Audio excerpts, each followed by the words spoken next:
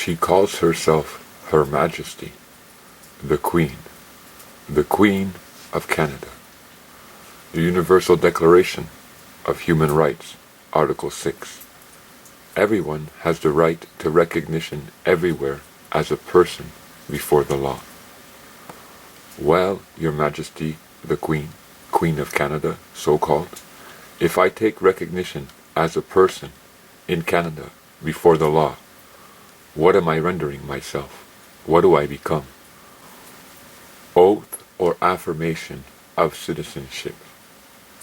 I, the human being, the man or woman, swear or affirm that I will be faithful and bear true allegiance to Her Majesty, Queen Elizabeth II, Queen of Canada, and to her successors, and that I will faithfully observe the laws of Canada and fulfill my duties as a Canadian citizen.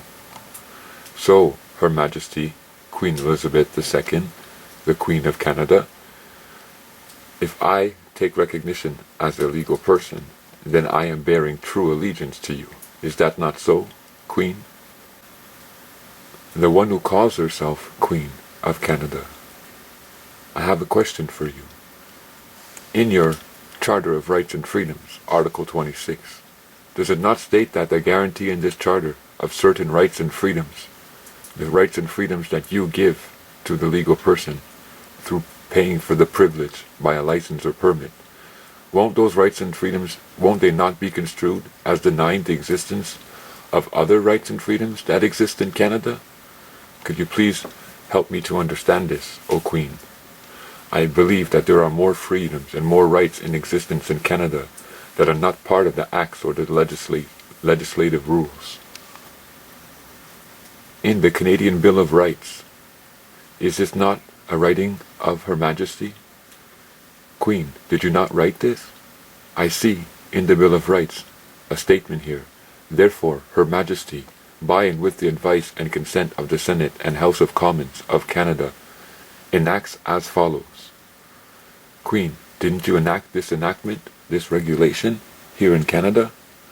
Can I draw your attention, Queen, to Article number 5?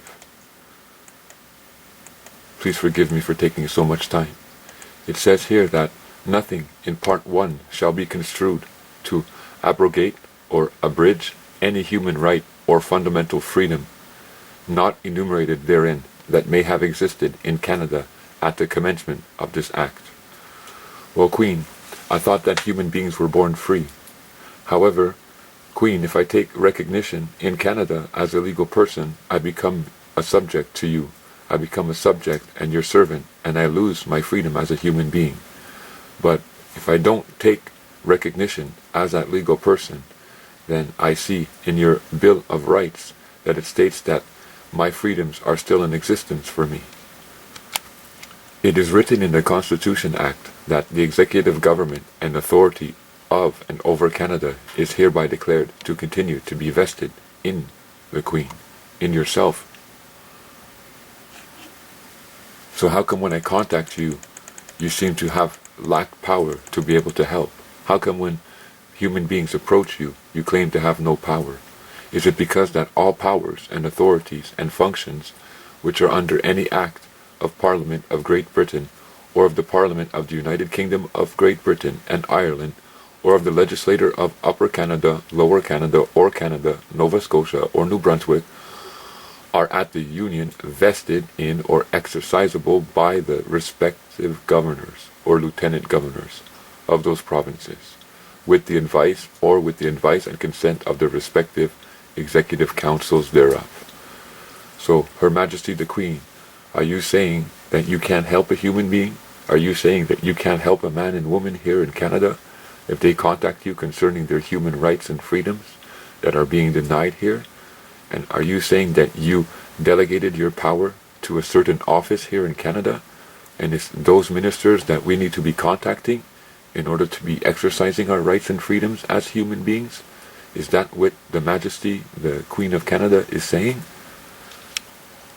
Buckingham Palace, 16th of April, 2012. Dear the name is concealed. The Queen has asked me to thank you for your letter of the 17th of December, and I apologize for the delay in replying, which is due to the high volume of mail received in recent weeks. While Her Majesty has taken careful note of the views you express, I should explain that this is not a matter in which the Queen would intervene. As a constitutional sovereign, Her Majesty acts through her personal representatives, the Governor General, on the advice of her Canadian ministers, and therefore it is to them that your appeal should be directed.